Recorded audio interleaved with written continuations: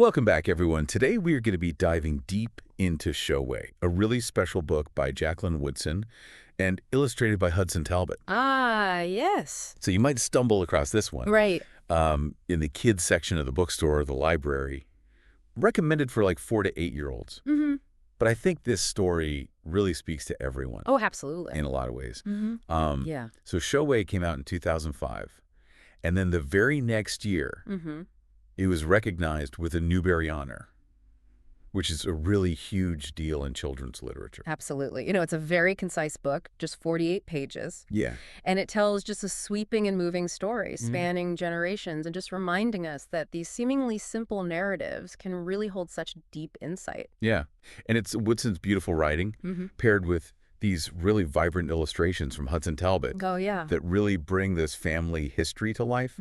And he works in all these different media. He uses chalk, watercolors, even like fabric textures to give it that depth. And that's really our focus today. I want to explore the heart of Showway, looking at the strength, resilience, and the traditions that were passed down through the women in Woodson's family. And really the whole idea of showways. Right. It's introduced really early in the book, and it's so much more than quilts. It's maps for people seeking freedom. Yeah. Okay. It's just incredible, the courage and ingenuity involved.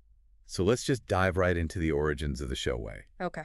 So the story begins with Suni's great-grandmother. Where does her journey start? Well, it's really poignant because it starts when she's just 7 years old. Oh, wow. Sold away from her family in Virginia, taken to a farm in South Carolina. That's hard to even imagine. You know, as a 7-year-old, just the trauma of that separation. Yeah, it's heartbreaking. And what does she have with her? I imagine not very much. No, just a few really small but very meaningful items. A piece of cloth from her mother. Okay. 2 needles and some thread. And these are going to become really central to her survival and her legacy. Yeah, okay. And this is where we meet Big Mama, who is such a pivotal figure in this story. Oh, yeah. She becomes a caregiver for all the enslaved children on the farm in South Carolina. And it's Big Mama who teaches her how to sew, but more importantly, how to sew messages of freedom into the patterns of the quilts. Oh, wow. So these aren't just pretty patterns. Right. These are holding real information. Right. What kind of secret meanings were in these showways? You know, it's really so ingenious because the North Star pattern signifies, points north towards freedom. Oh.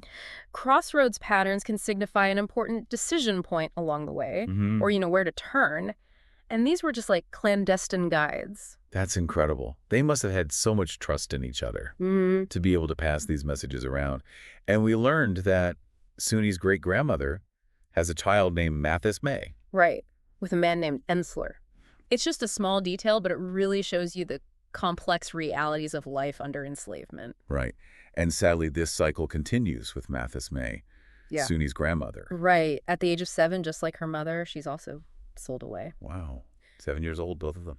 Just emphasizes that systemic cruelty of slavery and the intergenerational trauma.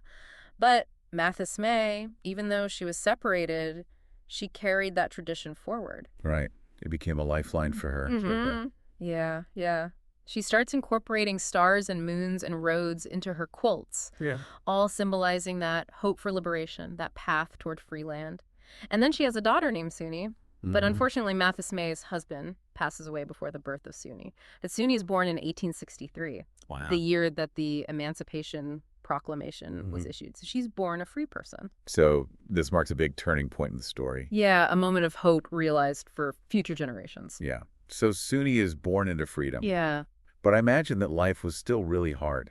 Oh, absolutely. She's free, but her and her mother still pick cotton. Right. But this time they actually get paid. So it's still hard, but it's a step forward. Yeah, for sure. It offers a certain degree of agency. And it's fascinating to see how the quilting tradition continues to adapt. Right, because she keeps making quilts with her mother. Yeah. But the imagery changes a little bit. Right. So instead of just secret maps, they're now incorporating elements of their life in freedom. Okay. Fields they worked, rivers they crossed, trees that they saw. And Suni uses these quilts to make a living. Wow. She sells them at the market, which is a new way of using that tradition. Right. And Suni goes on to get married and have a daughter of her own. Yeah, she marries Walter Scott, who is a landowner in South Carolina. They have a daughter named Georgiana. And what's so powerful is that she teaches her daughter not just how to sew, but also how to read. Oh, wow. That's a big turning point. Yeah. Emphasizing the importance of literacy and, a new kind of show way for navigating the world. Yeah. And Georgiana really embraced reading. Oh, she loved it. Always had a book in her hands. Okay. And because of that love, she became a teacher in a small school. Oh, wow. That's beautiful. Yeah. Education became her show way. Right?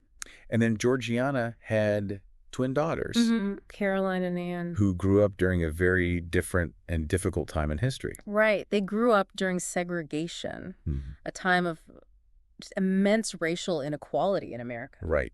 And they took part in protests. Yeah, they marched for civil rights, putting themselves at risk. That must have been so scary. And it's so powerful how the Showway tradition continued to offer them comfort and support during that time. Yeah, their grandmother, Suni, started sewing these Showway patches into their dresses. Okay. Again, these aren't literal maps for escape. Right.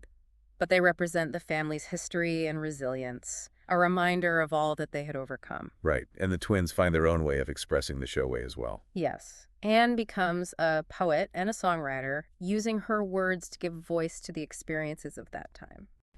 And Caroline took Anne's words and would stitch them into art that she would sell. Wow. So again, another evolution of the Showway into art and entrepreneurship. And Anne has a very special connection to our author. Yes, she's Jacqueline Woodson's mother. Wow.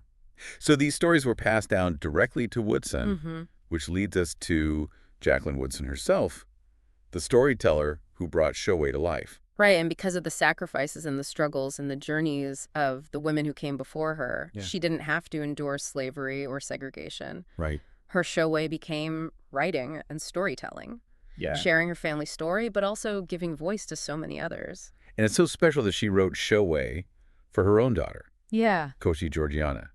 This was an intentional act of preserving her family history? It really was, and it focuses on the women in the family and their role in enduring hardship, but also, paving the way for a better future. It's amazing to see how the tradition has evolved over time. Yeah. From a literal secret map for escape to a means of survival to education to artistic expression. It's incredible. The Showway is not static. Right. It's dynamic and it changes to meet the needs of the time. But it always represents resilience, ingenuity, and that vital importance of passing knowledge down through generations. And Woodson herself has really accomplished so much as a writer. Oh, yeah. She's got an amazing list of accolades. Yeah, she was the Young People's Poet Laureate, the National Ambassador for Young People's Literature. Wow. She won multiple Newbery Honors for Showway and other works like Brown Girl Dreaming, which actually won a National Book Award. It's interesting that Showway was her first book that really dug into her family history. It was, and it was inspired by her grandmother's passing and the birth of her daughter. Oh, wow. It's a powerful moment to reflect on legacy.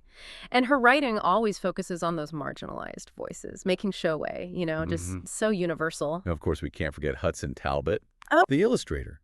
He's equally impactful to this book's power. Oh, absolutely. His illustrations are so vital to telling this story. The bright colors, the textures he created with chalk and watercolors, even using muslin fabric. Yeah. It really adds this whole other layer of depth to the story. Yeah. So it's fitting that he won a Newbery Honor for his work on Showway. And his work is so diverse. Yeah. He's done over 20 children's books, including We're Back, a dinosaur story, which was made into a Spielberg film, and River of Dreams. And he even collaborated with Stephen Sondheim on a book based on Into the Woods. Oh, wow. And he wrote about his own experience with reading challenges in a book called A Walk in the Words. That's really interesting. So we've gone through all these generations, and I'm wondering, what are some of the key themes, for the listener?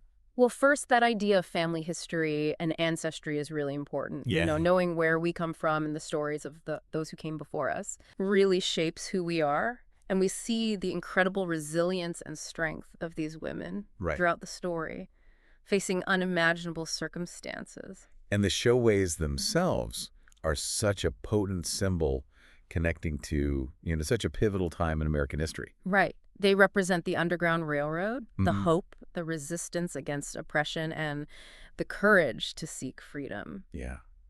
And there's that theme of literacy as well. Oh, yeah. Which we see with Suni teaching Georgiana to read, and ultimately Woodson becoming a writer herself. Right. Education is so important. Absolutely. And there's also this overarching theme of hope for a better future. Yeah, that runs through the whole story, that belief that something better is possible. Right. And it's that hope that helped them through all these challenging times. And we see that power of creativity and self-expression. Yeah. Through the quilting, the teaching, the writing. It's not just about survival, Right. but about maintaining identity and building a legacy.